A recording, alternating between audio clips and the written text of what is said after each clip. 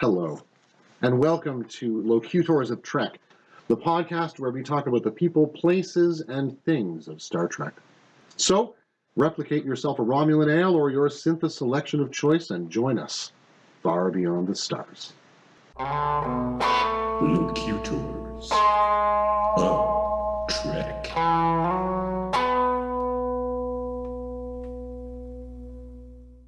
Program initiated. Enter when ready.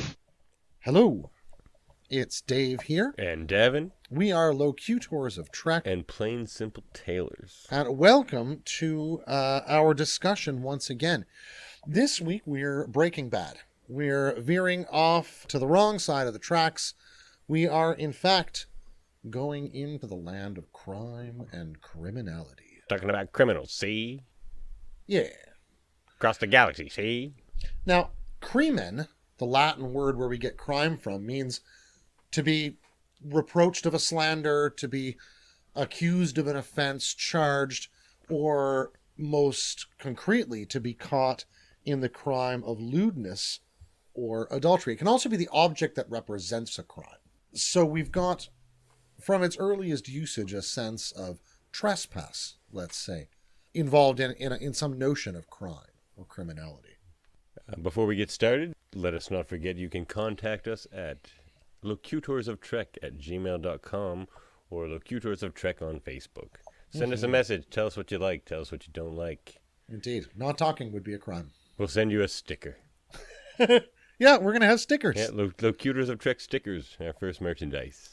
Indeed. You want one? You do. Yeah. Sticks to your ribs. I want one. Apparently I want 1,000. I think we can start off with another list. How about that, Dave? Let's do it. How about top 5 criminals? Well, Makes sense. I'm going to break the rules right Not off just the bat. criminals, I should say criminals of Star Trek. Oh. Well, I know, narrow okay. my list down. Erase your initial list you just thought of there. Your list of like 40 that you probably thought of from history. But you want to go first? I'll go first. Top 5 criminals of Star Trek. Let's do it. I have broken the rules and cheated right out of the gate. I've got 7 or 8 That's sort of entries apropos for this episode. I think it is. So I have one that's kind of number 7/number 0, so I'm going to keep that one for the very, very end. It's what? Sort of 0/7/8. So Zero, we'll just, seven? yeah. So what one are you starting on? I'm going to start on my number 6. Okay. Here we go. This guy comes from a pretty creepy episode of DS9. Okay. It's all about obsession, revenge, and cold-blooded murder. Oh, I think And maybe. taunting. He's a Cardassian by the name of Skelhorn. Oh, is that his name? The one who's going after Kira? The burned face, Oh, and my. yeah, Wow. has yes. such a creepy monologue about. Now, why is he a his criminal? observation of the Tell us why creatures. he's a criminal, Dave. Well, Skelhorn is, well, first of all, he's a war criminal. Let's just say that right off the bat, because he's working in the Cardassian occupation. True him. But he's working there when the Shakaar resistance cell launches an attack on his commander, for whom he's a secretary or something like that, I think. And he's badly injured in that attack, but not killed. And he vows revenge on this group of Bajoran resistors. And years later returns and systematically murders them. Right, he gets to quite a few of them before he gets to Kira. Yeah, he kills almost every one of them. Well, I guess being a murderer makes you a criminal. And at this point, a spree murderer, or at Yeah. least a multiple murderer, let's say. Yeah, that's an intense episode when he's got Kira strapped down and she's pregnant. And she's Yeah. Yeesh. That's a really That one cuts you right to terrifying the bone, moment. Yeah. Yeah. Good pick for your 7 or 6 or whatever it was. So should I go or do you? No, you know what? You go again until you get to 5. Okay. You go until you get to 5. All right. Here's 5. Yep. Here's 5. This I wanted to broaden my horizons a little bit. I don't really stick to my 2 favorite series, but this is well, I think he's a criminal. From Voyager, season 5, episode 19. This is a guy named Koros. Koros. Played, I think, by Jason Alexander, actually. Oh, Think Tank. Yeah, Think Tank. Who, they're these folks who sort of say they've got a way to help Voyager escape a sort of a bounty hunter who's on their tail, I think is our call. But it turns out that their interests are far more creepy and sinister, and they just kind of want to keep 7 and 9. Why is he a criminal, Dave? To my read of him as a criminal is that he comes to the situation, he and his think tank come to the situation in bad faith. They're intending to exploit and defraud the crew of the Voyager, and particularly Captain They're Jaemeel. con artists in a sense. Or, Yeah, they're fraudsters. Yeah, fraudsters, absolutely. Yeah. Okay, I buy that one. All right, that's a good one. He's a good character. He's very, very sinister. He's He might as well cool, be twirling his mustache. chill demeanor is just like Yeah. he's the total opposite of George Costanza that way. Yeah. In demeanor too, which is a neat Can you turn do for him at that anti-George? Exactly. Yeah, I think I can. Yeah. Okay, well, my number 5, Cousin Gala. Oh, yeah. Talk about a private moon. Yes, he has his own moon through his criminal enterprises. Mm-hmm. No question why he's a criminal. He's a purveyor of weapons to all the worst people he can find. Mm-hmm. And I don't think Probably he responsible really... for the death of millions. Yeah, likely almost doesn't certainly. care much about treaty arrangements or legalities about what he can sell to whom. Nope. But real fun to watch on screen, so That's I like true. Cousin Gala. Also attempted murder on Quark at Yeah, least that's once. always fun. Even when they're just talking about him, it's funny. He doesn't even really have to be there. That's true. That's true. Actually, he's a large character before he ever shows up Yeah. on screen. Cousin Gala. And then he shows up quite a few times. Oh, yeah. He must show up 5 or 6 times during the series, Yeah, I think. the one with Hogarth and Yeah. the Magnificent Ferengi, of course. Magnificent Ferengi, of course. Yeah, and, yeah. Yeah. Or maybe not that many times, but it's several anyway. Not a good dude, but good character. Cousin Gala. Oh, That's yeah. my number 5. Yeah. All right. Now, my number 4 here is an early episode of Enterprise, which I found just as a premise and a sort of take was great fun. This is the Malurian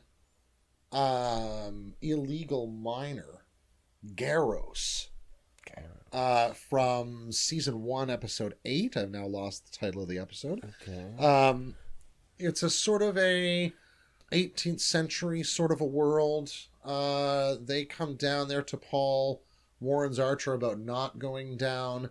And it turns out this guy is dumping toxic chemicals from the mining process in a water stream nearby, and it's poisoning the residents of this region. And, you know, to me, he stands out in terms of criminality because of his utter criminal neglect and lack of concern for the sentient beings around him. You know, I mean, I don't suppose there's any body of positive law that would restrict him from mining for things those people don't know are there or have no use for, especially because they don't know there's any aliens out there. But his reckless disregard of their safety, I think, certainly lands him for most ethical standpoints clearly as a criminal. I must admit I don't really recall that episode or character Aha. off the top of my head.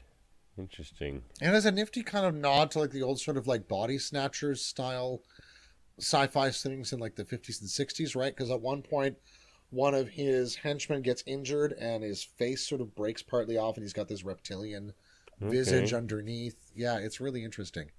It's a fun episode. Okay. Interesting. My next pick, Oh, yeah. a Walsh. Walsh. Leo Walsh. Now refresh me who Leo Walsh is. I've lost him entirely. Oh, this is delicious. Harcourt Fenton Mudd. Harcourt Fenton Mudd? The thief? Oh, come now. The swindler and con man? Entrepreneur. The liar and rogue? Did I leave you with that impression? Harcourt Fenton Mudd. Yes, Leo Walsh, Harcourt Fenton Mudd is my number 4. I just love the gag. Now, I guess there's 2 versions of Harry Mudd. I'm more talking about the TOS version played by, I can't remember the actor's name. Mm-hmm. But you just... For now, we'll have to they're just identify him as very not different- Rainn Wilson. They're very different characters. I mean, I guess I could sum it all up into one character, but like Wayne Wilson plays kind of like this psychopathic murderer. broken from prison kind of Oh yeah. character, which it's interesting. Those two portrayals I feel like would work better flipped. I could see Harcourt, the original version, kind of becoming Rainn Wilson's character after a horrible experience, but it's hard for me to imagine Rainn Wilson's version becoming this kind of 4 or 5 years later. You know? Kind of very kind of almost aloof, kind of happy-go-lucky, very very charming and quick on his feet kind of guy. Yeah. It. I mean that one episode with Rainn Wilson is great fun in terms of the. Yeah, particularly just the fate of that poor Gormagander. Poor Gormagander. What a great creature that is. I like a good Gormagander. But his super murderous Harry Mudd was a real gritty reboot for that character. Yeah. Not that I mean, I loved watching Rainn Wilson do it, honestly. I don't think it necessarily needed to be Harry Mudd. Nope. I'm not super upset that it was or anything. I mean, I could... But they could have introduced somebody different. I think it works different. better flipped. But I'm sure there's some way that character could become that character. But yeah. I mean, Interesting guy, because he is an adaptable fella, and they do sort of like take him that way near the end when his wife shows That's up. true. And That's true. It gets funnier and a little more lighthearted. And he's like, "Oh, geez, my wife's here." Like, so they did like change that character right at the end there. In a sort of way that does bridge the gap a little better. I think they were aware of that. So yeah, and in some ways, I think the more I think about it, it's not as bad. And I wonder what that has to do with casting as well, because I wonder if they had Wilson play Mudd closer to a comedic version, that people wouldn't have just seen Dwight Schrute in space. Well, that's the thing. You know what? Like I can see them saying Schrute like, do is something almost Harry Mudd. In a really weird way. I think they probably saw Dwight Schrute and was just like, that would be a sweet Harry Mudd. But then, I don't know, he thought that, But I can see not wanting to typecast and not wanting to draw too much on that thing and trying something different. But yeah, it would have been very interesting. But yes, Leo Walsh. Yeah. Well, and now for another dark turn here. Oh my. My number 3, easily, I think the most visually gruesome criminal enterprise we've seen in Star Trek is the body farm of Vajazel in season 1 of Picard. That opening of, what is that, episode 4? Episode 5, something like that, is just gut-wrenching. And I was really not sad to see her enterprise get blown to pieces. No. What a horrible, horrible person. Yep. Yeah. As one of those people, you just don't even really need to ask why we think she's a criminal. She's just a bad, bad person. Good character, though. Oh, excellent. Like, well played and, like, really, brilliantly despicable. Yeah. Like Kai Wynn, who's not on my list because I don't see her as a criminal so much as a villain. But, she plays it so well, you just can't help but hate her. Oh, yeah. Yeah. By the end, you just don't even like her face. Yeah. Don't my child me, please. Oh, yeah. Oh, my child. Oh, yeah. Walk with the prophet's child. How many times do you want to be close to an airlock when she says that? Boink! Oh, my. Whew. Yeah. Good pick. Thank you.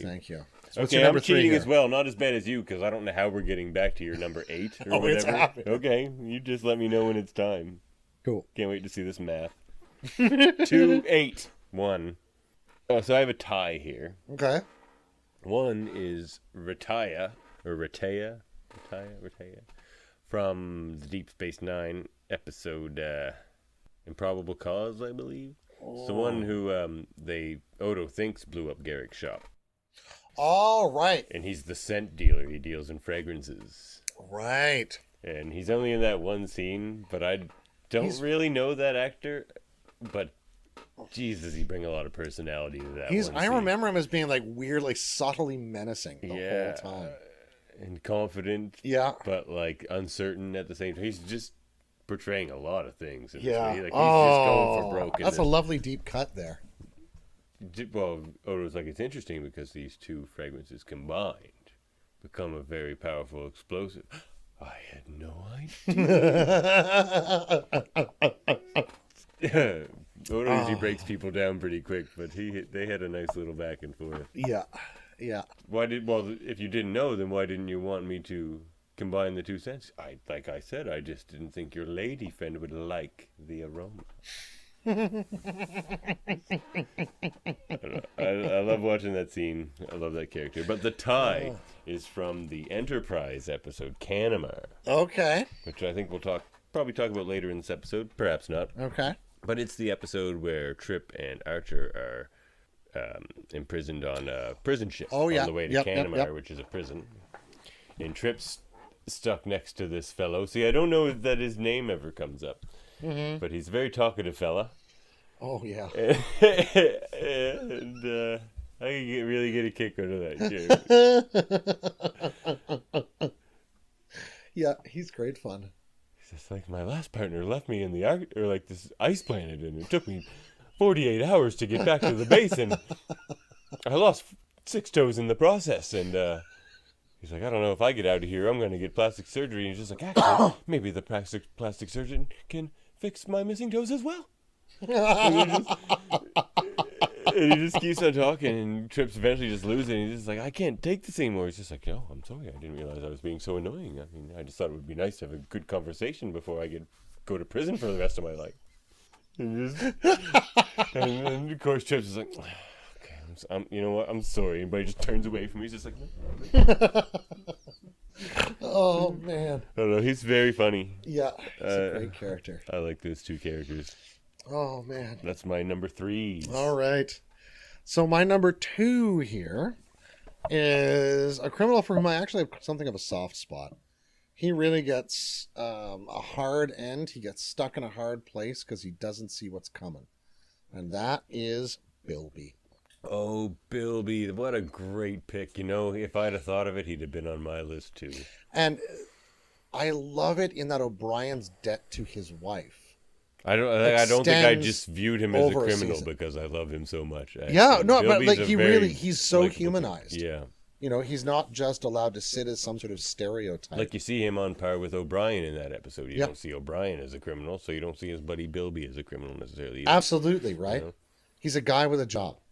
And it's a dirty job. Talks about his family and his cat. Yeah. What, you don't like my wife's cake? Actually,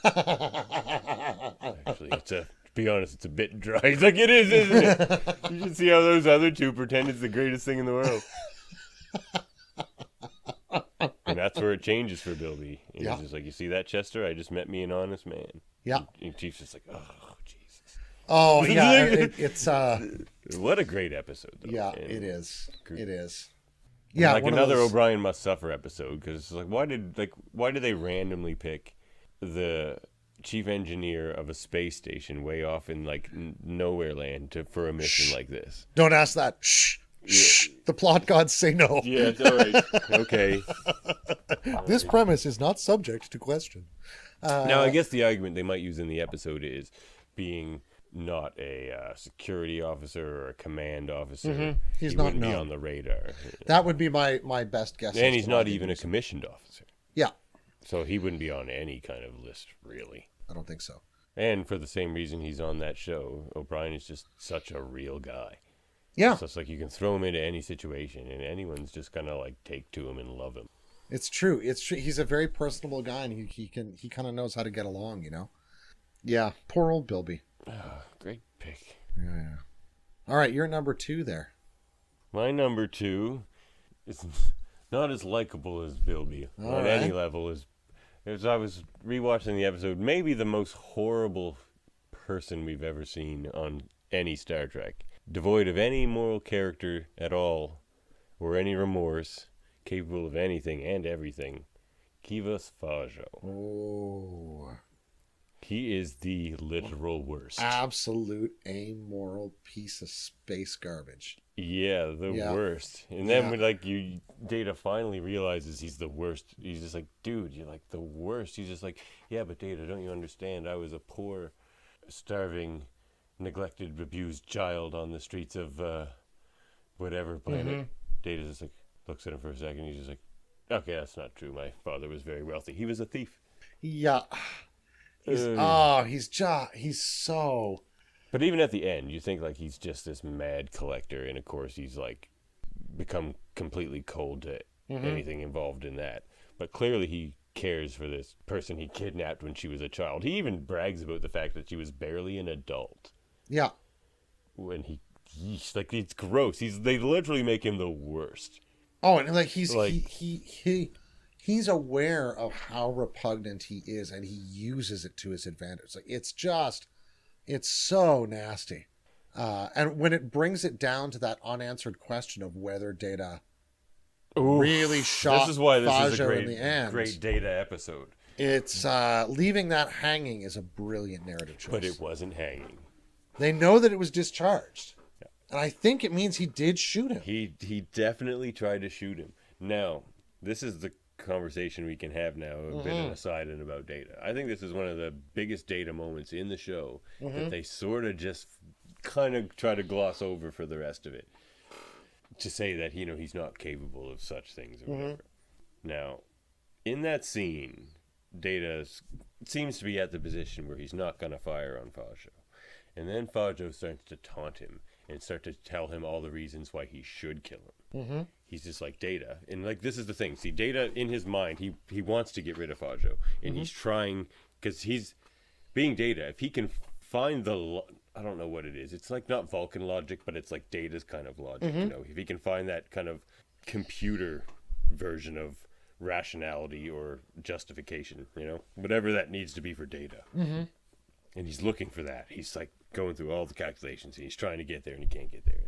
And Fajo's like, I'm going to keep doing this, Data. He's like, you have to kill me. He's what he's telling me. You have to kill me because I'm going to keep doing this. I'm going to take more people. I'm going to kill more people. He had just killed a woman that he clearly cared for, even though he kidnapped her. So I think that's the calculation Data needed. Now I can kind of do that needs of the many, needs of the few version of some version of that. He's just like, I can end. He's just told me. It's not a guess now. He's now, because Data could guess that. He's just like, he's going to keep doing it, but I don't know. But he's now told him, he's like, Data, I am going to keep doing this. Well, and the thing that I'm struggling to remember about the episode at that point is, does Data know the Enterprise is on its way at that point? He's just trying to mount an escape attempt, right? Yes. So that's why he's beamed out at the last second and doesn't. Yeah, because ultimately he can't assume he has any hope of escape. And that to me is it's the other side of that, right? The other balance is, and he's angry. He will just do this, and he will destroy me. He will destroy everybody else, and he'll just keep doing this, completely unfazed by this incident, other than irritated that he had to destroy me. And my unique life will have been ended, and so will many others.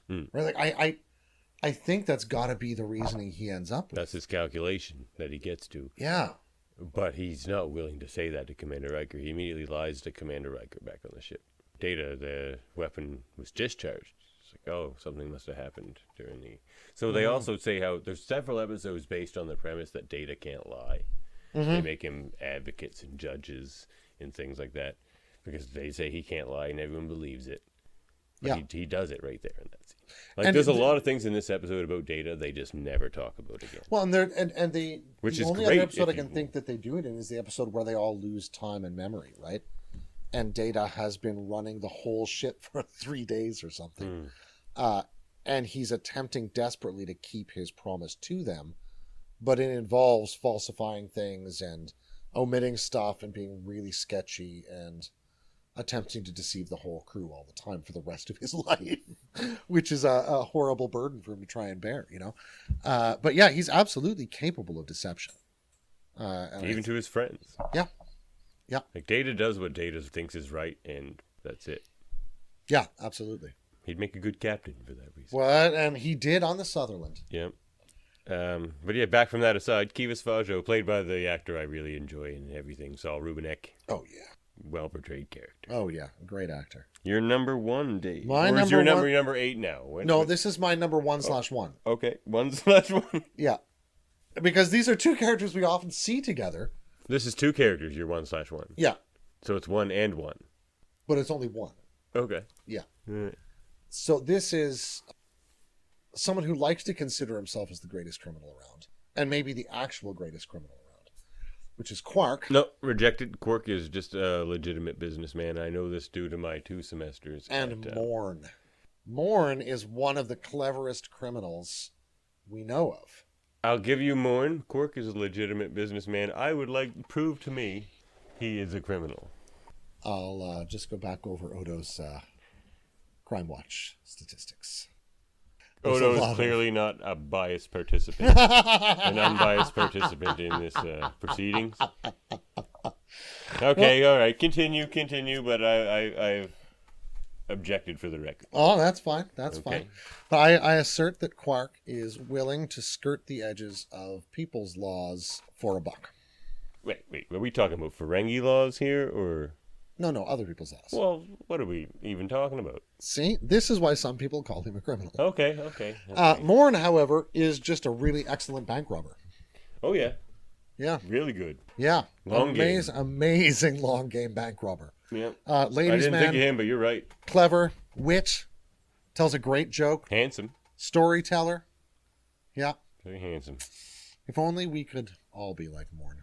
I mean, guy never shuts up. But I mean, he lost his hair from hiding latinum in in his stomach. his third stomach, fourth stomach, something like that. Probably a couple of them. Yeah, I think Morn is one of the greatest running gags in Star Trek. Honestly. Yeah, I love Morn so much. Me too. Yeah, so those that episode was like the best Morn episode. Oh, so good. And that he just That was the basically death of Morn, too, right? that he doesn't show up in almost the entire episode is my favorite part about the episode. But you get everything about him. He sleeps in a mud bath. He was married. He's a criminal. You learn everything about Morn in that episode. And So everybody great. loves him. Like, everyone. He talks to the ensigns, the lieutenants, the commanders, like all the randos at Quarks. Like, everybody loves Morn. Morn's just a good, solid guy. Great guy. Never shuts up. Never shuts up. All right, you're number one. My number one. Okay, we're getting dark again. Okay. One of the great, I think, short roles in Star Trek, played by a great actor for this type of role as well. And my number one is Lon Suder. Oh. Now, no doubt a criminal, as he is a murderer. Yeah, and he knows he is. He knows it, and he perhaps can't help himself. Now, there's Perhaps. certainly issues of intent and motive with him. He's definitely he's not quite right. No, he has a fascinating chance at redemption in the Delta Quadrant. Great story arc. It's short. Yeah. See, he becomes a great hero. Like, I love his arc. Like, he's on my list as the criminal, because in those episodes, I'm just talking about those episodes. But where he goes, I really love that as well. Yeah. It just seems so genuine. Like, but it's coming from Brad Dourif, so even when he's being genuine, he's just like, "What's the problem? so Why won't she terrifying." listen to my thing?" And you're like, "Chill out, man. Just chill." I know. I think I would be scared of him with like I know. a grapefruit spoon in his hand. They could pretty much only put like Tuvok to deal with him. Everyone else would just be so creeped out or afraid. Oh yeah. Oh man, Suter, what a great call. I mean, it's a great episode. It's a bit of a mystery. Mm-hmm. They're finding the body. They're just like, "Why did you kill him?" I just didn't couldn't really help like myself. the way he looked at me. And it's a really interesting It's not study of something sort you of like normally that. see in Star Trek. Well, and that problem of being stuck in the same thing, like stuck in this can for It 2.5 got to years him or whatever, first, yeah. and he was obviously probably the most unstable going into it anyway. So it Yeah. makes sense that it kind of got to him first. And do I recall he had been Maquis when they picked him up? Yeah, Yeah. and Chakotay says he enjoyed it a little too much Mm-hmm. when they would have to do the killing of the Cardassians and stuff. That was Suter's favorite part. But he's just like, he always did his job. He like clearly enjoyed it too much, but he like stopped right before I would have to step in. On Voyager, I just assumed he would always do that as well. He would always stop before I would have to do something. You know? But of course, it didn't work out like that No, unfortunately, no. for a couple of ensigns or something. A tortured soul. Yeah. Yeah. Well, now for my number 0/7/8. Okay. Whichever way you want to take this. So is this like the top of your list or the bottom of your well, list or both? it's kind of both, because in one way I don't want to call this character like through and through a criminal, Okay. but they did go to jail. Okay. For a Is it crime they Is did it Tom commit. Paris? No, it's Cassidy Yates. Oh, Cassidy. Cassidy Yates is my favorite criminal. Cassidy's in a Star Trek. criminal. She smuggled. She was smuggling to criminals. Yeah. Or like two people she knew were at least outlawed. Absolutely, right? And she went in and she said, I think it's the right thing to do. And when she went to jail, she said, I think that's probably the right thing to do. I mean, she's easily my favorite character of all the ones we've mentioned so Oh, far. Cassidy's so great. That's fair. I love Cassidy. And was smart about it. She's a very, like, she was running that. Yeah, she Smuggling started to run date for- the commander of the station. She was running it from sometime after she started dating him or maybe before. I think before. So, like, it was a long game. I think before. I don't think we get that information, but Yeah, it'd been a while. because they weren't dating that long. No, not by then. 6 or 8 months, I think, maybe would have been about as long as they'd been dating by then. Maybe not even that long. But yeah, Good she does her pick. time and she comes back. Yeah, So she's the top and bottom of your list. exactly. Okay. She's the heights and the Yates. depths. It's like the Cassidy sandwich. That's right. It's my bookmarks. It's Yeah. my Yates marks. Yeah, I Yeah. like it.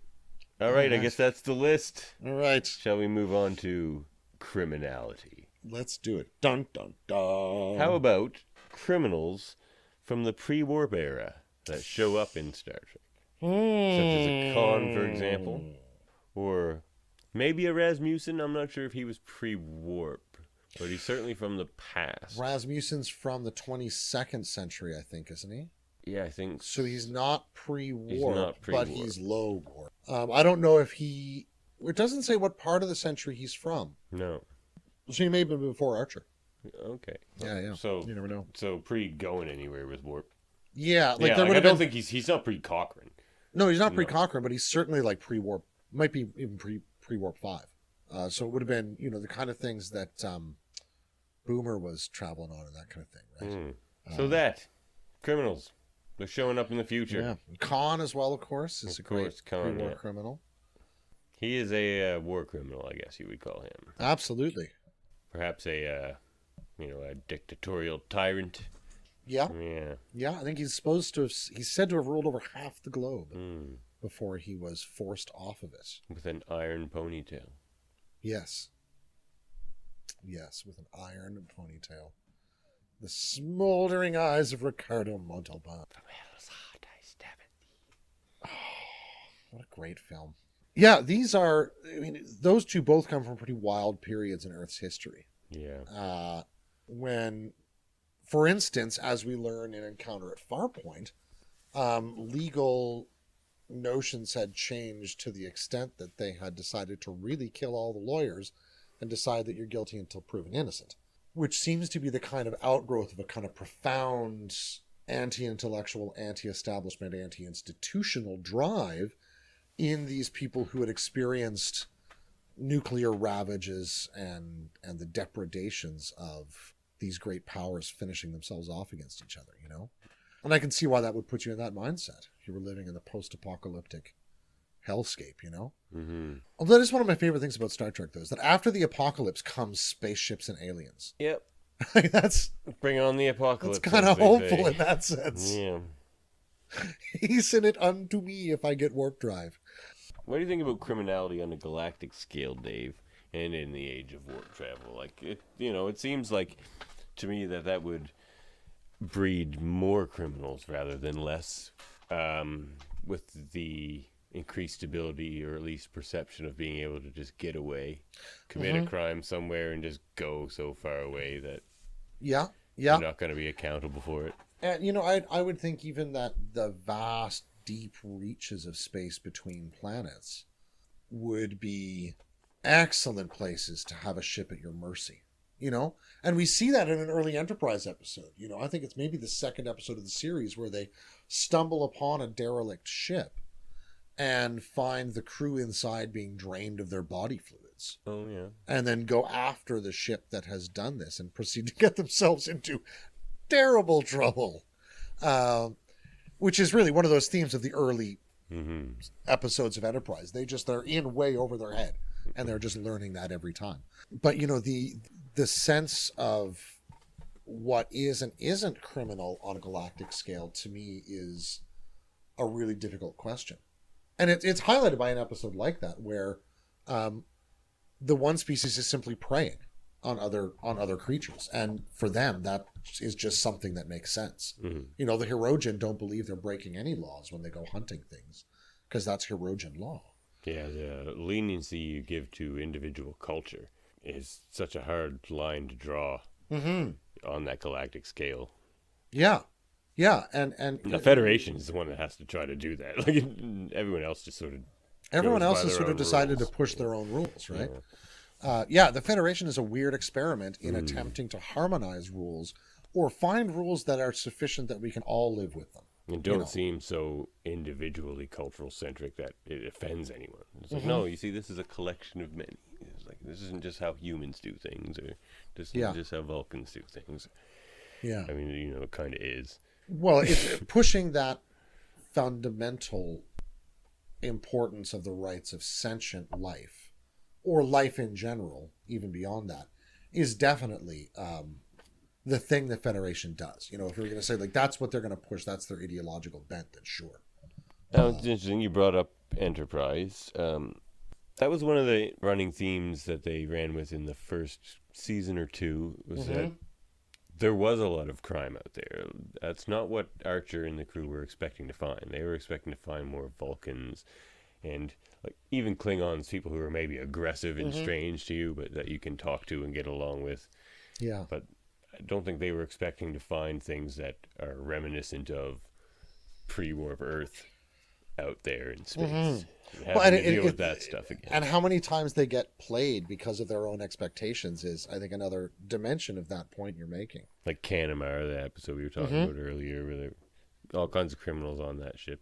Yeah. Smugglers and murderers and Nausicaans. They themselves become criminals on several occasions, right, in various places. But also, of course, they run into the Cabal and the Orion Syndicate.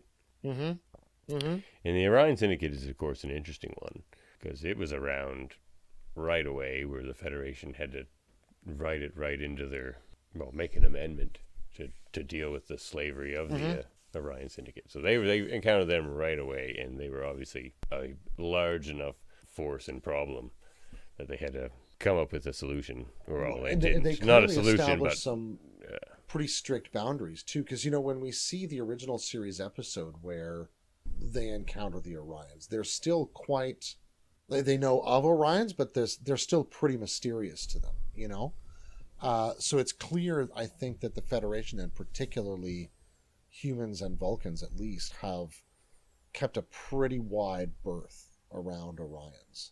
Yeah, dear Westesmore, I hear you have very exotic women. Yes.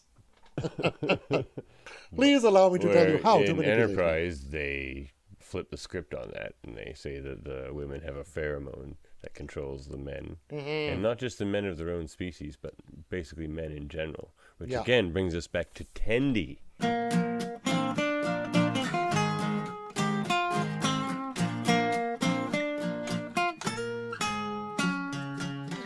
Yes. Is Tendi controlling like half of the crew of the Cerritos? That's a good question, because she doesn't seem to be no one's having that mentioned effect on people. Boimler knows everything about these like species and stuff. Boimler has never even mentioned it because he's under control of the pheromones. He might. Now the other possibility is that, like, T'Pol took an olfactory suppressant, yes, so that she could be around humans without making faces. Yeah, very smelly. Maybe Tendi has to use something like a kind of like a antiperspirant or something, or some dietary additive that will suppress those mandatory, like to be in Starfleet you have to take this because we can't have you controlling everybody. There's certainly, that's true of Deltans as well. Deltans apparently have either a pheromonal or a light psychic ability, which makes them unbelievably attractive to other creatures. And so they tend to take like vows of celibacy and try and suppress that to them as much as possible while they're on board ship with people, because other species just can't friggin' deal with them pheromonally. They just go crazy. Betazoids don't have to not read your mind or your emotions. No, that's true, right? Yeah. I don't know if betazoids can practice mind control, though. Not mind control, but they can certainly mess with you with telepathy, I imagine. and like read your thoughts. Yeah. Because they certainly speak telepathically. Yeah. Here's a question for you, Dave. All right. Are Archer and his crew inadvertent criminals in those early seasons, or just misfits? Because at the very least, they're misfits. Well, At least for a while, yes. despite their best efforts. But do they break enough cultural norms and protocols from enough different places to be labeled a criminal? I think the one act that I think of from the really early episodes that would say that to me would be the Sanctuary of Pajem, where they do create a galactic diplomatic incident. They certainly do destroy a monument. And Vulcan. expose a Vulcan listening station and prove the Andorians right. Dave, they destroyed a monument. Oh, a right. Sacred ancient monument. Sacred, right. Yeah, very calm. Mainly meditation. Yeah. The thing is, you dig a tunnel and you go under the sacred monument. Then you do your secret sneaky stuff. But you can't disturb the sacred monument, Dave. No. You just dig a tunnel under it. You just dig a tunnel underneath it to use it as a shield, as one does human shields and things like You that. know, it's like monk shields. Yeah. Yeah, they're polite about it. Oh man, yeah, I think that might be the one that to me makes them into actual sort of criminals. The Klingons try that on for size and it doesn't really work, but that one to me, that's about as close as they really come to deliberately becoming criminals. I mean, it does work. They send him to Rurapente. They do. Good old Rurapente. So I guess he is convicted of being a criminal in the Klingon Empire. Yep. Proud And tradition then among a Confederation jailbreaker, captains. so he just compounds the criminality. That's why they didn't get in on the Federation early. It's like their lead ahead was a double These criminal. people don't respect our laws. Broke out of our sacred prison, Rurapente. I mean, they brought that guy back that one time, but come on. What have they done for us lately? Yeah. Bloody Romans. Romani ite domum. Splinter factions. What do you think of those? Are Such they as- necessarily criminal? Is Terra Prime criminal organization? They're a terrorist organization, certainly, which I don't know what that makes. I assume because of the nature of terrorism as using fear and terror and political violence to achieve political ends. I think they're definitely criminals, for sure. Of course. Much like the Duras family, I think, can only be considered criminals in the end. Their leader, played by the great Peter Weller.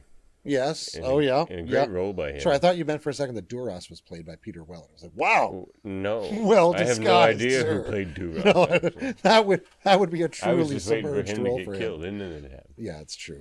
Yeah. Duras just was on his way out the whole Yeah. time. Nobody likes that guy. Yeah, good old Peter Weller, though. Peter Weller. Yeah, it was a good role. It He was was. really another despicable guy. Much But like, again, he made Fajo. his case. He's just like they're out there, just especially after the Zinni attack. Archer literally does that. Everyone they meet, he goes, "We're from a place called Earth. Here's how you find it: the Sol system." Yep. Like, don't open with that. Maybe figure out who you're talking to, and then That's right. Here's my address and driver's license. so I don't think their overall points were very forward thinking, but I think maybe they had a few points about Archer and the early Starfleet. Like that early I think Archer some of these- expedition, I mean, it had to happen. You sort of have to go out there, like the Vulcan Expeditionary Force and all that. But the way they were doing it, and just sort of sticking their nose in everything. They weren't just going out to look and see what was around. They were going out to sort of, Well, they kind of couldn't help themselves, right? yeah. And that's the thing that they just can't stop doing, which ultimately means that, Enterprise is in a certainly a long form argument about why the Prime Directive exists. And in that, it really is very successful in showing that, the kinds of problems they run into are They precisely fail at the that all things the time. a and- Prime Directive is trying to hedge out. Mhm. Yeah, I think one of the things about that movement, which I think we can see echoes of in the movement that Worf gets almost hooked up with on Risa, Oh, jeez, yeah. who are also these sort of social conservatives in a certain sense, but are willing to use. Yeah, they're very much, Violent they means. seem like the remnants of Terra Prime. They could be a kind of ideology that develops out of that line of thinking, right? Yeah, the real problem there is that they end up going into faction and ultimately sedition, right? They start from a place where they may have some kind of substantive critique, but move from that to a place where I think what you see in the end is what they really want to do is tear everything down. What they really want to do is be in charge. And that sentiment never seems to go away within the Federation and seems to have strong support and kind of lineage. Because you get to that and then you get to Leighton, where Leighton's thinking the same thing. He's like, we're not taking the threat seriously. We're not thinking about Earth. We're not like, I have to take over and settle everything. And then, you can all have your power back. Absolutely. Absolutely. And is willing to break all sorts of rules to that. I mean, let alone Section 31 for that matter, which is, I think, largely, in the sense of being a black ops faction, they're almost by definition criminal. I mean, under the sort of... They seem to commit a lot of criminal acts in their business. And I mean, Section 31 folks and what's his face in particular? Sloan. Will make these sort of arguments based in a kind of realpolitik kind of logic. But those are always if-then arguments that are hypothetical in nature, right? They're always, because this, then this, but then you could, so we have to. And none of them are based in any real principle other than we can do it because we said so, As Julian points out to Sloan, it's like they almost kind of take this kind of poor me approach with it. We know what we are. Yeah. I'm glad there's men like you. It's great that there can be good men like you because I'm doing all the hard work. Yes. The men like you can't do and don't have to deal with. Yeah. I'm doing it for you. Yeah. And Julian's just like, well, do you want like a thank you? He's just like, no, I don't. Like, and it's a weird place those guys are in. Like, yeah. Sloan's really mentally unassailable from where he is in that sense. Yeah. No, I don't want your thank you because I do horrible things all the time. Like, he's like, it's this two-sided coin. Yeah. He reminds me very much of Garrick in those moments. Because Garrick's never quite anywhere. He's always just observing you like a step ahead. Sure. So he's never settling himself anywhere, Mm-hmm. And I feel like Sloan is doing that all the time. He's always taking an angle so he can maneuver you. Mm-hmm. That's really all he's ever doing. Mm-hmm. But yeah, he that's one of those moments where he really seems to be as close to sincere as he ever gets with Julian. Where he's like, I'm doomed from the outset, and I accept that. Somebody has to do it, or I've been convinced that somebody has to do these things. Yeah. This is necessary. Yeah. But I mean, Section 31 obviously begs the question and is the embodiment of the question, quis custos custodiat, who watches the watchman? And they set themselves up as the unwatched guards at the gates. The Gorn comic that we read, where the Splinter faction thought quite the opposite of the Federation, that they were being too isolationist and just too pent up. Oh yeah, with fear and uncertainty, and they need to be more expansionist. And there's another coup d'etat, so like another kind of criminal organization within the Gorn society there. Yeah, and criminality of a very high order in that sense. Right? Well, they slay the royal family and break all the eggs. Yeah, add some assassination and some mass murder in there, and you're all good to go. Regicide. Yeah, that's a good one too. Yeah. Multiple infanticide. They're just going to go the whole hog there. How many asides can we get in? Not to go off in an aside. Oh. What do we want to say about the Orion Syndicate, Dave? Well, Tendi says that some Orions haven't been pirates in a few years, but there seem to be plenty of Orion pirates and criminals I out think there, so, and even at the time of Lower Decks. I think the Orion Syndicate has become very much a brand as well, because Bilby worked for the Orion Syndicate. He did. We don't see a single Orion. Most of the episodes we're dealing with the Orion Syndicate, we don't see a single Orion. No. So the sense in which that operation has transformed itself over the centuries, to me, is one of its most interesting features. That, when we meet it in Enterprise, it's this very overtly sort of barbarous practice of these sort of women in the gibbet kind of cage things. Oh yeah, they have off and giant auctions. Where they prisoners and slaves. off. Yeah, exactly right. And they're not hiding anything. That's for sure. Yeah, and the expansion of the Federation forces them underground. And so Which they almost become... makes them more dangerous in a way. Sure. It's certainly harder to stamp out. Yeah, it's the upshot of that episode with Bilby in it, for sure, I think, is that they're not messing around and they're not going to take any chances with you. If you fail them significantly, you're just done. And your family. Yeah. Like they clearly recruit people that have family. It's things to lose. Like They need methods of control, right? Absolutely. Yeah. And those methods of control are clearly based in Pheromones. some of the things we've learned about... Well, pheromones, yeah, but some of the things we've learned about the way organized crime or some kinds of shadowy intelligence groups or groups that are straddling the lines between those things tend to work, which is by grabbing points of pressure and leverage and using those to exact obedience and induce the behavior that they desire. That and inculcating some kind of loyalty, Where they're certainly presented as a fearsome adversary, whose true strength, I think, is probably not generally understood. The Orion Syndicate. Yeah, because we see the Starfleet perspective of most things. But I think in broader Federation life, there's probably sort of an omnipresent Orion Syndicate. Yeah, I wonder. Like every city has some sort of Orion element. I on wonder every if they planet, wouldn't. probably. Yeah. Why wouldn't Orions be there? Yeah. Why wouldn't Ferengi be there? If there's money to be made. Precisely. Right? Especially if it's like a new colony or something easily exploited by the Orions. And I think they're probably not on Earth much. Well, and I would bet you may not see many Orions on Earth, but you may have maybe Orion. You may have Syndicate people on Earth. Maybe. That could be. I mean, you look at the kind of the picture of Boston we get at the opening of the first episode of Picard, and that's a city that looks like it's got some gritty stories to tell in the midst of all that flashy sci-fi prettiness. A few bar fights. Yeah, one or two. Riker can't hold his liquor. Was Burnham a criminal? Oh yeah, she's a mutineer. Oh yeah, definitely a criminal. I don't think you could call her a career criminal. No, but yeah, I mean, she screws Was up. she a criminal or someone who was insubordinate? Now, I mean, that takes us into the realms of military justice and the degree to which insubordination in that context can be understood to constitute a criminal act, a trespass against the order of things.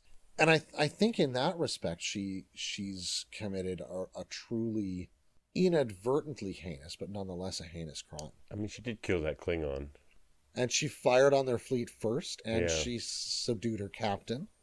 Didn't she use a Vulcan nerve pinch on Georgiou? Oh, geez, did she? I think she pulled a gun on her. She did that too. Yeah. And then Georgiou got killed. Yeah. but once they went into that mission together, they sort of kind of came together in that moment. But it's a pretty killed my favorite character in that show. Oh, she was a great character. Georgiou was great. But yeah, she's definitely like Paris. Are you always and the silly Ro on the and bridge? others. No, not always, but I do like it. One of my favorite opening introductory moments for a captain. I love that line. She had a certain laid-back quality that was awesome. I would have loved to have seen more of that version of Georgiou. Yeah. No, I think Burnham was definitely a criminal. But, she was... Well, let's say this. Maybe she's not a criminal, but she was definitely a convict. And she committed a crime. And there's some distinction in there that I'm searching for as sort of the distinction between, say, acts one might Because commit. her redemption story isn't one seeming of a criminal. No, that's true. It's someone who's sort of messed up, failed. And then they're like, "Oh, well, you messed up. Yeah. Give her another go." But it's not as though she's committed or has become sort of habituated or involved in a life of continuous or generally criminal acts. Like Tom Paris. Like Tom Paris, for instance. No, I kid. But I do love that line from the Doctor. Oh, she like, isn't it great how we on Voyager, such a disparate crew from so many places, Starfleet, Maquis, Borg, even Mr. Paris. And we can all come together and work together. I love how he ranks on Paris. Oh, he just never stops with Paris. It's such a low estimation of Paris's abilities. Yeah, he definitely respects him the least of everyone on board. And then makes him his assistant. Yeah. Oh, Janeway man. makes him his assistant. Maybe that was. Yeah, I'm not weird sure the punishment. doctor is thrilled about that at first. Oh, you know what? I watched this the other day and I came up with a theory. Okay. Okay, because there's the whole. This is a huge tangent. It's Okay. nothing to do with criminality All right. at all. But I'm gonna talk about it now. Anyway, it's often stated how Harry was never promoted. Always an ensign, Yeah. despite saving the crew and being the most competent member on the crew for most episodes. Pretty much, yeah. But in the first episode, so my theory is based on the fact that he is just making up for the first episode for the rest of the series. Okay. And the captain never forgets the first thing. It's like first impressions, right? Right. So she doesn't really know Harry Kim. And it's, in the heat of that first episode, they're getting hit with that, whatever it is that kind of knocks them Yeah, into yeah. The soliton wave or whatever it is. Yeah. yeah. And Captain's just like, what's going on? And Harry's at ops, and he's just like, there's some sort of thing out there, Captain. And she's just like, super pissed. You're gonna have to do better than that, Ensign. Yeah. Like, don't tell the captain there's some sort of thing out there. Like, Harry building himself up as the young upstart and everything, and that's the first thing he tells his captain in the worst situation they've ever been in. There's some sort of thing out there, Captain. Do you think So I he's- watched that, in her face, she's just like, what did he just say to me? So for How this did whole you arrive time, on she's this just crew? like, people are like, we should really promote Harry. She's just like, there's some sort of thing out The there some to sort of coach him. thing guy? No. No. He stays an ensign. Not yet. So that's my theory. He's just never quite made That's up for hilarious. that in the 7 years. But, another couple more years, she might have forgot about it. But there's some sort of thing out there. Oh, whoops, now we're in the Delta Quadrant. Some sort of thing. Oh, Yeah. I Anyway, can tangent. dig that. I can dig that thing now. But it makes the most sense Absolutely. because he deserved a promotion other than that. Oh yeah, yeah. Poor guy. Some sort of thing out there, Captain. First impressions, Harry. Well, Yeah. we've talked about the Orion Syndicate, but there are other, kind of, and Kivas Fajo, Sure. but there are other kind of kidnappers and slavers out there as well. Voyager workforce, they steal people. And Yeah. Yeah. I mean, that whole society's become criminal because they just kidnap people and turn them into Yeah. slaves that don't know they're slaves. Well, and out of a kind of total cultural stultification, right? They don't have technical ability. They don't really have moral ability anymore. They can't. They just can't really reason their It's way like, to a look, the paper machine's bag. got to run. Yeah. The machine's got to run. Yeah. Yeah. And that's exactly. one of those cultural things where it's like they've ingrained that into their culture, so it's not criminal anymore to them. No, and that again, I think would be one of those questions about whether it's criminal to us or criminal to the people, Ferengi laws? right? Like, that comes exactly. up all the time. I didn't break any Ferengi Ferengi law.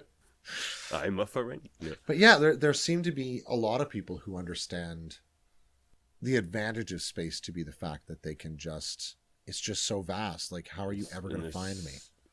You know? There's so many people that probably don't know where they are, or there's some where they don't understand. Absolutely, right? Not everybody has Starfleet computers and universal translators. Like there's the albino in the DS9 episode. Sure. He, Sure. from what they sure. say, had many slaves. That's Yeah. how they found him. He discarded one of them. And That's right. That's Kang right. found her. I And forgot about that. He fed and clothed her. Yes. And then got the secret info. Yeah. It's a great episode. That guy's what a, Yeah, the what a albino terrible, sucks. terrible guy. Yeah. They got him, though. That's true. That's true. Smugglers and thieves. Oh, there's so many good ones. Well, I mean, one of my favorites got to be Vosh. Oh, I mean, that whole episode is just full of great criminals. Vosh is great, and she just fell off my list at the very end. Oh, really? She was number 5 for quite a while. Oh, right on. Yeah, Vosh has got those two. But Those, then I came to realize I actually don't really like Vosh. Like, good character, Yeah, and played well, but it just... well, she's not a nice person. She's No. not. She's not likable. No. But like the two idiotic time travelers that are also chasing around in that episode. Yeah, or like the Baratus and... What's the Ferengi's name? oh, jeez. Do we ever get his name? I don't know. No, if we he's get his just the Ferengi in the Hawaiian shirt, isn't he? But name. He's. Oh yeah. maybe his name. He's played by Max Grodenchik, who plays Rom. Is he? He is. Oh, that's awesome. Yeah, go back and watch that again. It's way better. That's so cool. But yeah, there's a lot of so much room for smuggling as well. Like so many planets that are probably so curious about other planets. Oh, yeah. And someone can just go take something. Just like, look what I have, this artifact from Vulcan. And when you look at the ways they can mess with the readings that come out of their ships, you can see how, and we see Quark and the others doing that on the way to Earth and Little Green Men. Yeah, there's a lot of way to mask. Exactly. Yeah. It must be tremendously simple in some ways to be smuggling, but the end point would be the complicated bit, you know? Like how you get it to the people you want when there might be a planetary security grid or sensors or a station in orbit or something like that, right? That to me would be the tricky part. I suppose it's always the tricky part, isn't it? In the DS9 episode, I forget the episode, but there's Altovar, who seems to be a smuggler in medical and genetic material. Is he the fellow that wants the hollow scan of Kira? No, he's the one who wants the gel. Oh, yes, yeah. The whatever. Biomimetic gel. Biomimetic gel. The biomimetic gel, and yes, he just wants to trade for it. He's just like, hey, Quark. He's like making Quark do it. He's like, hey, Bashir, can this guy wants some biomimetic gel? He's just like, it's illegal for you to even ask me that, Quark. He's like, I know, I told him that, but he made me do it. He really wants this gel. It's like, well, he can't have any. Oh, and then like Bashir catches him breaking into his office trying to steal it later on. Oh yeah. Imagine, because then again, there's so many planets, and some of them are so much more advanced than other ones. That creates another whole avenue for criminality. Yeah, things that you could synthesize with your replicator they couldn't, or for that matter, unreplicatable elements, which is a whole other realm of smuggling, right? Whether it's latinum or other things that are too complex or too unstable or too difficult to replicate. Or people within the Federation that will say, it's not my prime directive. Yeah, because your civilian Federation citizen may have a very different sense of how all this operates, right? They're out on a colony world somewhere, needing to survive. Mm-hmm. The Iosians, here's a good one. The Iosians? Yes. Well, that's not an original series thing? Yes, in the episode A Piece of the Action. Oh, Bella Oxmix. Bella Oxmix and Jojo Krakow. Oh, yeah, with Flivers. And Zabo. And the great scene of Captain Kirk trying to drive a car and doing it so badly. Yep. I love, they just like it's stall all the way down this. That is the kid they hired to help them. The kid's just like, you guys must be really desperate. And Spock's just like, well, why would you say that? He's just like, well, you're trying to hire me and I'm a little kid. Oh, they must. They're so alien on that world. It's great. Bella's hilarious too. Oh yeah. He's like, I run this whole town. And he's like, except for the small fry, but I burn them once I get around to it. But I mean, the question there to me is, given that the whole planet operates under the sort of lights of this kind of mafia code book that they have. Well, it was a Federation vessel visited there, and they left them some things like how to build radios and some other things like that, but also a fiction book. That's what it is. They left them a novel, didn't they? Yeah. About mafia stuff. And they didn't know the difference. But, well, the thing is, the main takeaway that the original survey of the Iosians was that they were incredibly imitative. Mm-hmm. That was like the main kind of they were very feature of their... Well, yeah. So, they just got hooked on that novel. And, I mean, to me, that asks the question again in a different way than we were asking before. Are they themselves on their own planet criminals? Or are they just operating the way they operate? I suppose according to Bella Oxmix, the small fry are criminals. Right? Like, did the sort of Mongolian tribes on the steppes 1,000 years ago, when they were clashing and running over top of each other and absorbing each other to try and find a bigger Khagan, were they criminals or were they just practicing as they did? See, that's what I was thinking too, but upon rewatch again, I got the impression they must have police on their world. Okay. Because Spock says to Bella, or maybe it was Krakow, but he says, you have a very arresting personality, sir. And he's just like, I've never been arrested in my life. So they must have some concept of being arrested by somebody. Yeah, it's interesting, eh? Maybe that's just like a kind of A holdover word for from bad. the book. Or, Yeah, like I ain't never been arrested means that, I have never been Yeah, maybe. defeated or stopped, or maybe they think the big house is the afterlife or something, right? Or Sing Sing, that sort of thing, Interesting. It's sort of like the question of one of those, what are they called? Cargo cults, Yeah. That kind of a thing. Yeah. Yeah. But That's a really lovely They're episode. all walking down the streets with Tommy guns and everything. So basically a world of criminals. Yeah. So there's also the TO episode For Whom Gods Destroy, where you get Captain Garth and Marta the Orion. Marta the Orion. Oh, okay. Now they're in prison for the criminally insane. Okay. And the Enterprise is going there to drop them off medicine that will apparently treat all of these different mental illnesses. Right. So they go down there, and Captain Garth is there, who Kirk looked up to as one of the great captains of Starfleet. That's not Garth of Einar or whatever it is? Yeah, he calls himself Lord of something. Yeah. Yeah, because technically he fought in the Klingon Federation War. Yeah. Yeah, around Battle of Axanar and that sort of thing. Yeah. Yeah. So he ends up on a planet for. I forgot this episode entirely. Yeah. He goes insane, I guess, and he ends up there, and he starts calling himself Lord of whatever. And Kirk keeps calling him Captain Garth. He's just like, no, it's Lord Garth. He's like, oh, of course. Oh, But man. it's just an interesting episode on how they sort of thought of criminal behavior maybe back in the 60s, where it was... Incoming transmission. Or maybe just an idea of criminality in general, whereas it's just one injection away of being gone. Sure. In some ways, that kind of reminds me of some of the ways that criminality was treated in decades even further past, maybe the treatment of phrenology or the sort of questions about brain activity that would have promoted the origins of, say, lobotomy as a practice, and how fantastically popular lobotomy was for a while, right?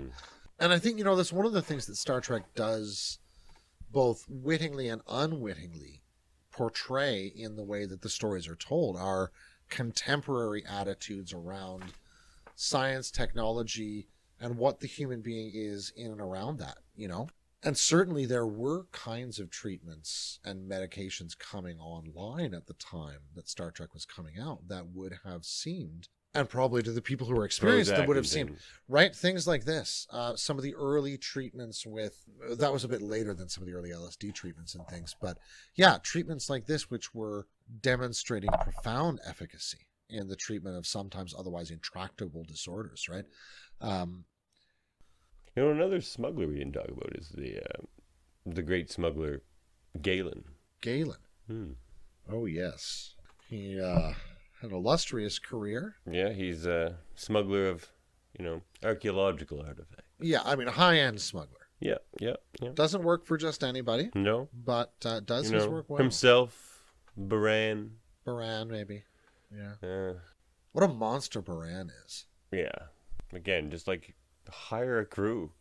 Yeah. You don't need to implant control chips in people. Yeah. I mean, that's a guy who's so untrustworthy that this is how he projects onto other people, right? Or just does it out of the cruelty of his own heart. Yeah, maybe. Yeah, Baran's Baran's finds it just more efficient. He had too much turnover. Yeah, right? Just losing crew left and right. It's funny because you're not a nice guy, Baran. It's because you keep shooting them, guy, when they disagree with you. Yeah, I mean, he was a real menace, literally, to society. He would have brought down Vulcan society with the Stone of Gaul had... Or the psionic resonator. Oh, sorry, the psionic resonator. I apologize. That's right. Wrong name. Yeah, I mean, that could have destroyed more than just Vulcan. Sure. Yeah, it could have broken a lot of cultures. That's true. And of course, I mean, he didn't care. He was just doing it for the money. And that part, living cognitively so separate from other people that the connections between us that are just sort of given in our existence together are invisible is the thing that comes out so strongly with Baran and that crew in that show, They're just completely sort of this little world flying through space doing their bad stuff. Con artists. Oh. We've seen a lot of those in Star Trek. Oh, there's tons of great Ardra. ones. Yeah. Pretended to be the devil on every planet. Feklar. Oh, You yeah. are not Feklar. I like her Feklar. She's a good Feklar. He's so ugly. Yeah. Yeah. Rasmussen's a good one. Yeah, good con artist. Yeah. Martis Major. Martis Major. Yeah. Who's that now? Martis Major is the El Orion we see on Deep Space Nine, who ends up competing with Quark. Right. Huge con artist. He just listens Right. and listens until he can get the information to exploit you, and then takes all your money. Absolutely, that's right. Yeah. He's a really interesting guy. Yeah. Yeah. Played by Chris Sarandon. Yeah. Who's the voice of Jack Skellington. Really? Yeah. Oh no, that's an interesting connection. Mind blown. Mind blown. That's great. He reminds me of the half Troy species. Betazoid. Guy that they meet in on the Next Generation when they're debating over the wormhole. Oh yeah, the Belgian wormhole. Yeah. Yeah. The negotiator fellow Mm-hmm. that Troy gets involved with. Yeah. He reminds me of Major a little bit. Yeah. He's got that same kind of sense of Smarminess. yeah, and just like kind of oiling his way in under your skin, you know. Yeah. Good character though. I like that episode. Just a strange gambling device that you just press it and it lights up a few times and you're like, yay, I won. Or, Oh "Yay, yeah, I that's didn't." right. Doesn't seem very fun, but you know, Yeah. future entertainment. I mean, this kind of brings us back around again to the question of Quark. No, rejected. Moving on. What? Moving on. I can't believe you. Arms dealers. Arms dealers, Dave. Oh.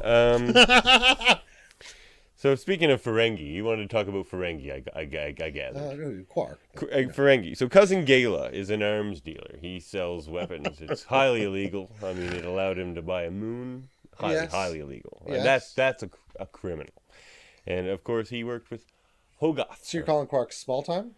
I'm talking about Cousin Gala. I'm talking about arms dealers, Dave. I'm talking about Cousin Gala and Hogarth. Who? Oh, Haga. Who, actually? No, I see why you're bringing up Quark, actually, because Cousin Gala and Hogarth manipulated Quark into working with them in their illegal dealings. So Quark's a dupe? For a short time. Look, he is somebody with strong family ties. Would never suspect his beloved cousin Gala, Oh. of manipulating him in any way. You know, Cousin Gala says, Quark, let's make some honest profit. You know, selling weapons. I'll just point you back to the rules of acquisition. And Hogarth himself, an honorable fellow, says, Quark, Treat your employees like family. You are a man in debt, he Exploit says. them. You can... I see you've been studying up. Listen, your teachings are not entirely lost on me.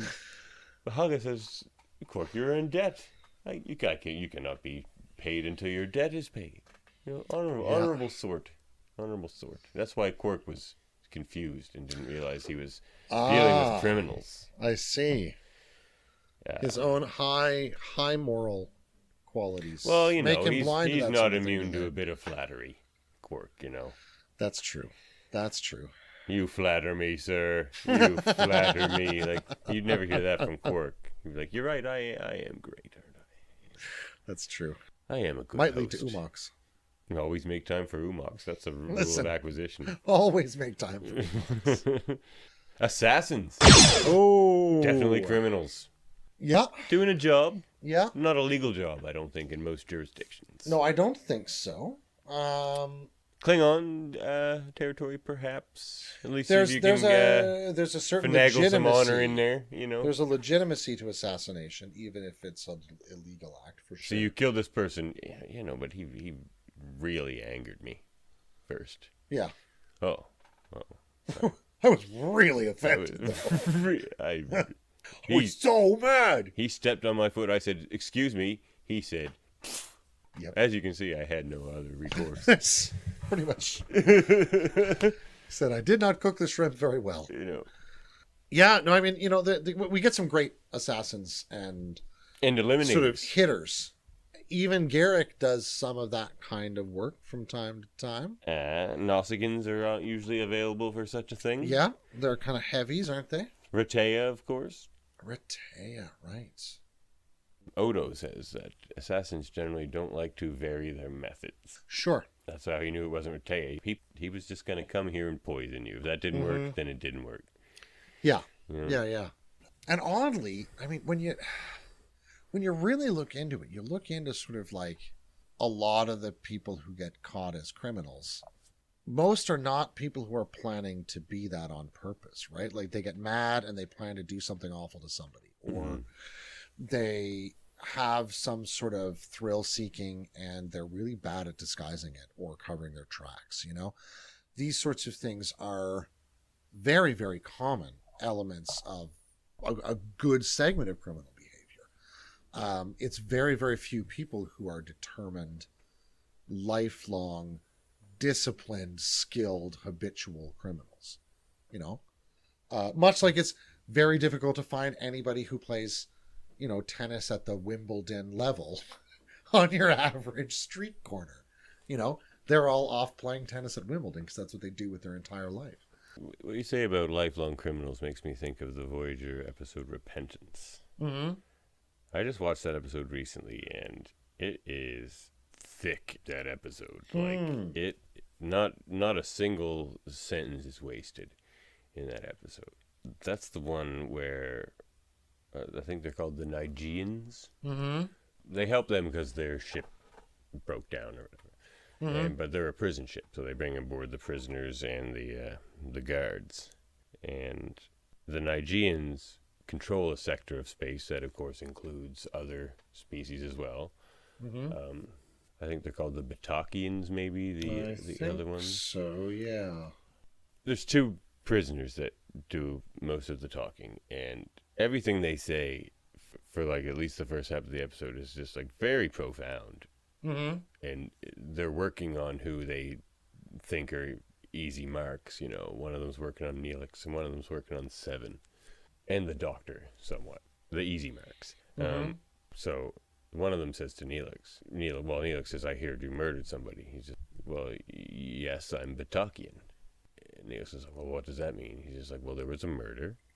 I was nearby, so I was arrested because I'm Batakian."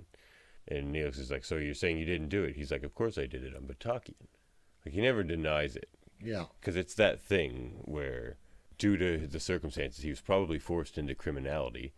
But of course, then he's into criminality. You know what I mean? So, yeah, like that's yeah. almost an We're all origin, Ben Carnes, almost we're an all origin criminals. story. There probably was a time where he was innocent and he was caught and put in jail, but now he's in the criminal system, and then he comes out and now he probably has killed people or something like that. Could be, yeah. And then, yeah.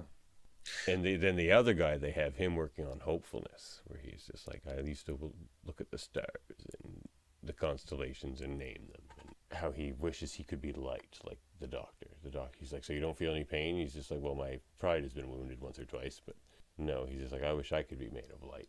And they're just like really showing you this plight of the Batakians. I keep saying Batakians. I hope that's right. I think I think it's Ben Carnes. Oh, Ben but very Carnes. close. Thanks. Yeah. Thanks, Ben Carnes. Yes, Ben, he's But like, yeah, I mean, I'm it Ben really, Carnes. it's a really poignant exploration of the, like, sort of the mental furniture, the mindset of a deeply occupied people, like hegemonized, beaten down to the point that their sense of themselves has been formed by this sense of overwhelming responsibility and absurd guilt. I mean, in some ways, the episode really creeped me out in that it reminded me of a book I taught many years ago in a program in which I was teaching at the time, called The Wretched of the Earth, by a guy named Frantz Fanon, who worked in Algeria in the 50s and was horrified by what he saw there, which one of the examples is that at the time, French citizens living in Algeria were allowed by law to shoot an Algerian if they saw them in their neighborhood, right? Because they were an Algerian. And they weren't supposed to be there, right? That's part of that to me is what this episode is redolent of. People who are by their assigned characteristic, whether it's Ben Karen or, Algerian or whatever it is, understood to be guilty because they exist, They're not, you're right, like it's transferred from being a question of somebody's responsibility to being a question of the kind of miasma of guilt sitting over the whole species from somebody else's perspective. And Seven and the Doctor have a really kind of poignant conversation in this episode. Just when I was really digging the episode and thinking how deep it was, it just takes it an extra step further. And the Doctor's just like, it doesn't feel right because they've just found out that the prisoners are going to be sent to be executed. And immediately, like, the captain and Tuvok look at each other and they're just like, Tuvok's like, what were their crimes? And he's like, oh, they're all murderers. Some of them multiple murderers. So they back off a little bit, but they don't feel right about it. And the Doctor says he doesn't feel right about it. And Seven's just like, well, you may feel unusual sensations because she's fixing him because he was glitching. Yeah. And he's just like, no, I was referring to the arrangement the captain's made with the Nigeans. No matter how terrible the crimes these men committed, it seems wrong to hand them over to be executed. This is a Federation starship, not the barge of the dead, he says. And Seven says, would you prefer the captain release them? And he's just like, no, of course not. They're dangerous men. She says, well, executing them ensures they'll never pose a threat to anyone again. You know, Borg pragmatism. Yep. He's like, so would a life sentence. And the operative word being life, the Doctor says. And Seven says, well, confining them for life requires significant resources, and the Nigeans may not think that worthwhile. He says, well, what about rehabilitation? Given the chance, some of these men might become productive members of society one day. Seven says their victims won't have that same opportunity. And he says, well, that justifies taking their lives, an eye for an eye. That's not justice, it's revenge. Quite frankly, I'm surprised you're not troubled by such a barbaric system. And Seven says, I'm simply being objective. You often encourage me to see both sides of an argument. Like, they almost debate, like, all of criminality and justice and how to proceed with it in that one little conversation. Yeah, and whether and what the question of responsibility is, how someone can be understood to be criminally responsible for an action. You know, that's a big problem right now.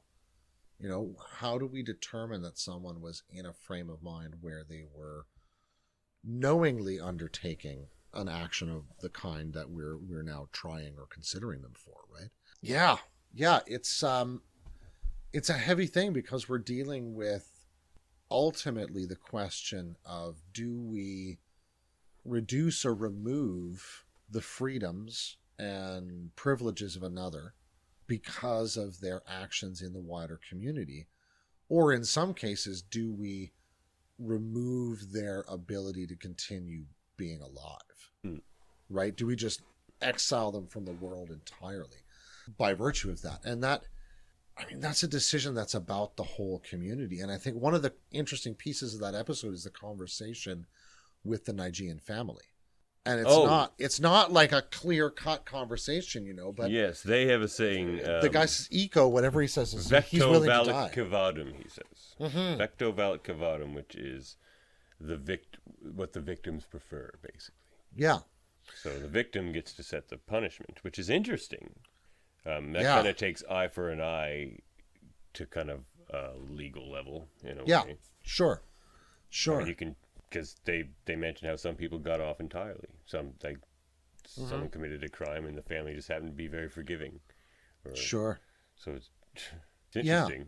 And I mean, there are lots of ways of thinking about that. You know, the medieval and particularly the Scandinavian, but Northern European practice of weregild, the practice of paying fines or making some kind of satisfaction when a trespass had occurred, has certainly found a place in our own notion of like tort or civil law, for instance, and some aspects of criminal law as well, in the sense that we can try and make amends or reparation or try and make some kind of a gesture, symbolic or financial or social, to try and express both our sense of responsibility and guilt, but also the desire to make somehow good on what's happened, right?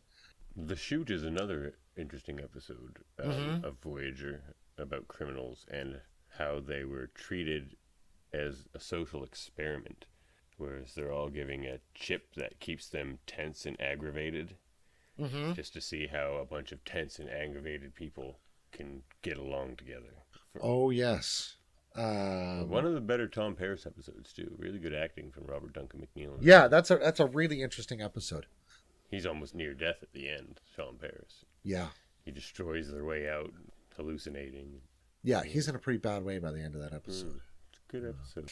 But an interesting episode about criminals, and that's for one sure. of the ways in which criminals are treated as subhumans. Mm-hmm. And that's been a long discussion in human justice systems as well, right? You know who's an interesting criminal? Who's that? Graython Tolar. Oh, Good old Graython. Graython Tolar. Graython Tolar was hired by Garrick and Benjamin Sisko in the Pale Moonlight to make an illegal holographic program on an optilistic data rod. Yes, had to be convincingly Romulan in its style. Yeah, convincingly. I mean, in the optilistic rod. Oh, But- Cardassian. They were Cardassian. Was it a Cardassian rod? Yeah. Oh, that's right. I apologize. Yeah. No, it was a Romulan They had it. ambassador. That's right. One of my favorites. Oh yeah, what a great guy. Very nice. Great character. But yeah, that is one of those moments where Sisko goes right overboard in terms of what. Well, Sisko becomes at least an accomplice to criminality. Absolutely. If not a criminal himself. And I think Garrick's question on that, like, didn't you know what you wanted when you asked me to do this, is pretty reasonable. Considering your whole plan was to fraud the Romulans into the war. Yeah. Your whole plan here was just to lie to an entire race of people. Yeah. So, how clean did you think this was going to be? Like, how clean are you? Yeah. Are your hands coming into It's this? kind of buddy? a shaky foundation we're starting off with here. Yeah. To pull that off, you're going to need to break a few. But it also elements, shows you the criminality that's developed around holodecks. Uh-huh. And There's all sorts of criminal things to do with holidays. yeah, I guess there is. for sure. Like, I mean, even in the arms dealing episode with Haggis, Mm-hmm. and they couldn't smuggle weapons around to show them to people, but they could show them the holographic representations of the weapons, you know. Exactly. Yeah. Well, and of course, you know, creepy putting Kira into a hologram for creepy Jeffrey Combs. Although That's definitely illegal. Kira with Quark's head at the end is one of like those you'll never unsee this moments in your life, but it's so funny.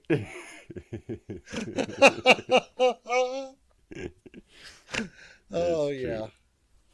Talk about body horror. Are the Maquis criminals, Dave? Oh, that's really hard. But it's a tough one, yeah. We could save that one for debate 9, perhaps, but... Well, I'll tell you how I would begin to reason about it. Okay. And I'm not going to be able to provide a solution, so that's all I can do. I mean, we've already established on this show that Commander Eddington is a great hero. On this very That's show, true. that has been established. Also a criminal, though. Yeah, sure. Yeah. I mean, We he didn't get specifically into is that, so- definitely a criminal. Yeah. But the Maquis themselves, I think, to me, the question of that turns on whether the Maquis can be understood to be governed by any set of law. Other than Technically, their they are own Federation will. citizens. But haven't a number of But they don't those claim to be worlds- themselves, I guess. That's what I was thinking, because the colony world itself, under other descriptions of how the Federation works, has autonomy and can apply to be a Federation member world. Often will have a period during which, kind of like a child oblate in And a you monastery. can leave the Federation, as we see in Picard. Absolutely. They lost a lot of members, or at least they were threatening. Absolutely, right? And I had understood that at least some of those worlds had essentially rejected Federation membership after the way the treaty came down. But does the Federation accept their resignation? And in that case, who is Arbitrates trespassing? that. Who can arbitrate that? Who can arbitrate? But who's trespassing?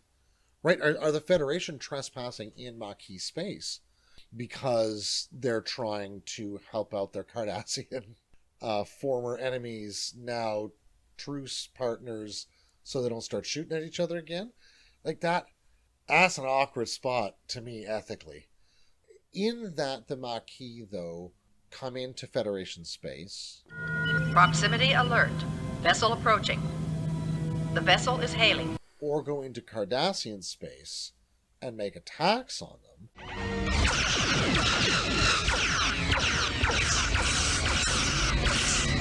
I think in that respect, they can be considered as having undertaken criminal actions because they're not really recognized as a military as such. And so in that sense, it's not like they're fighting they're not declaring a war on somebody. But in that sense, they're like any number of groups of insurgents that we have in the world today. You know, the FARC or whoever it is, who are not necessarily forming a government, but who are administrating parts of large sections of geographies without necessarily the benefit of positive law or a constitution, which would give them some kind of legitimacy, sitting in and around that, right? And I think there's an analogy to be made there, not a perfect one. We don't know how land ownership works in the Federation either, because they're colonists. They go to a world that's supposedly unowned. Mm-hmm. Do they now own it now that they're occupying it? Yeah, And or if some sort of so, right of use anyway, yeah. They would probably consider it illegal that their property was given away without their consent by the Sure. Federation. You know, Their it is very murky. Yeah. I think certainly the Maquis has engaged in criminal activities. Oh, and there are definitely certain Maquis who are absolutely criminals. Yes, they're definitely the terrorist faction of the Maquis, if not.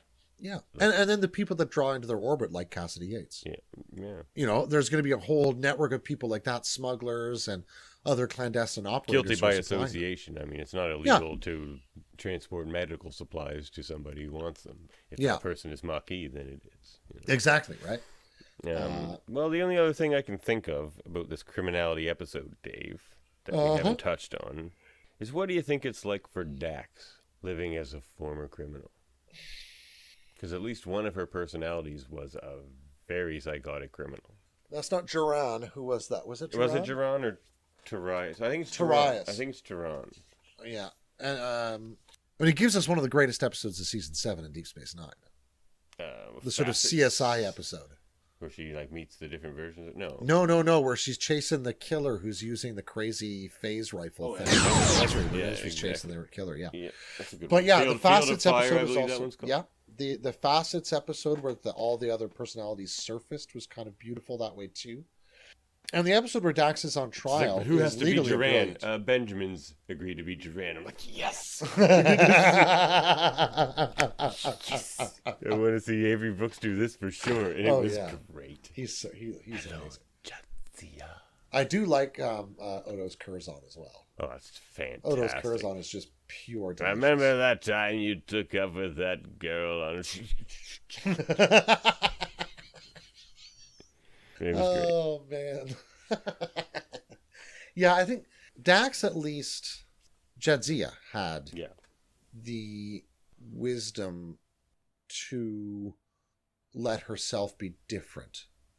I think Ezri's problem of always trying to find where she fits and risking being submerged by all those other personalities is a more complex challenge psychologically. For sure. And to Ezri, it's more of just an equal part of all of this that she has to deal with, whereas Jadzia, it's more like that was like an eighth of the things I have to deal with. Yeah. There was 8 people. That's 1. Those other 7 can override that one pretty easily, whereas Ezri's just like, oh no, that's like a crazy thing I have to deal with. Yeah, like that's the big elephant in the room. Yeah. Yeah, absolutely. And in some ways, I think that illustrates really nicely the difference between Jadzia's passionate but ultimately analytical nature and Ezri's analytical but ultimately passionate nature. Yeah, very well put. Because as a therapist, she's sharp and she knows what she's doing, but she has huge feelings, which can help with that. Absolutely, it's through those things that we can actually empathize with others. But that empathy is definitely a double-edged sword for Ezri. Yeah. Well, should we wrap this one up? It would be a crime not to. Before we dare study criminality, therefore be studied by criminality. Oh, beware ye who fight monsters, lest a monster ye become. Indeed. And with those words of our great friend Friedrich Nietzsche, end transmission.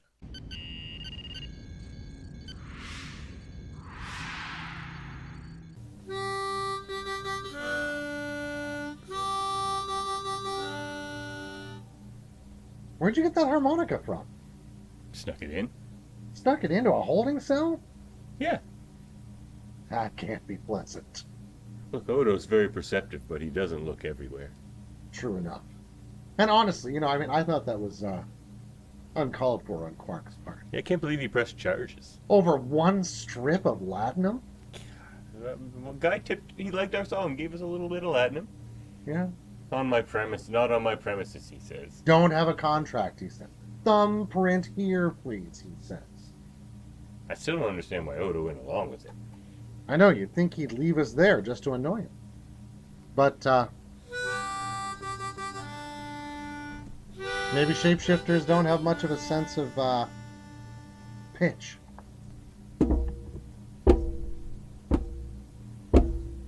Badatumo Shojaduro Yajakeo Yajakeo Yajakeo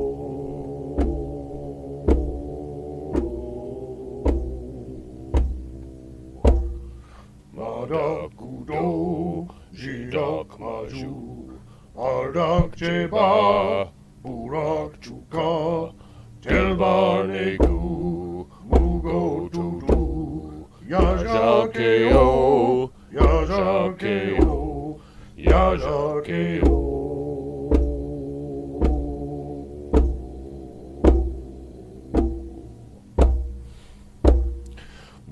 Badatumo Shojaduro Yajakeo Yajakeo Yajakeo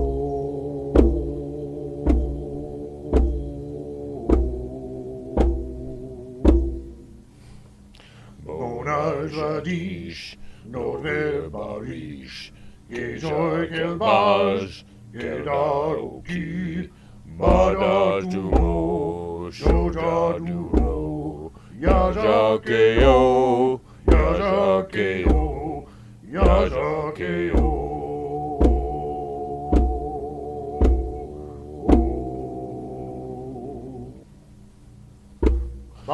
Badatumo Shojaduro Yajakeo Yajakeo Yajakeo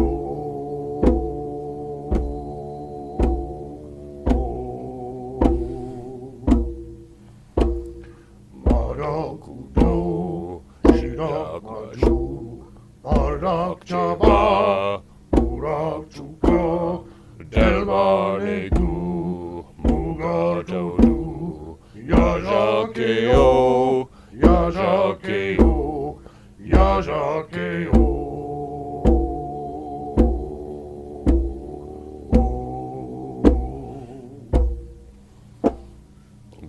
Banajadish Nore Barish Gejoy Kelbaz Gedaoki Badatumo Shojaduro Yajakeo Yajakeo Yajakeo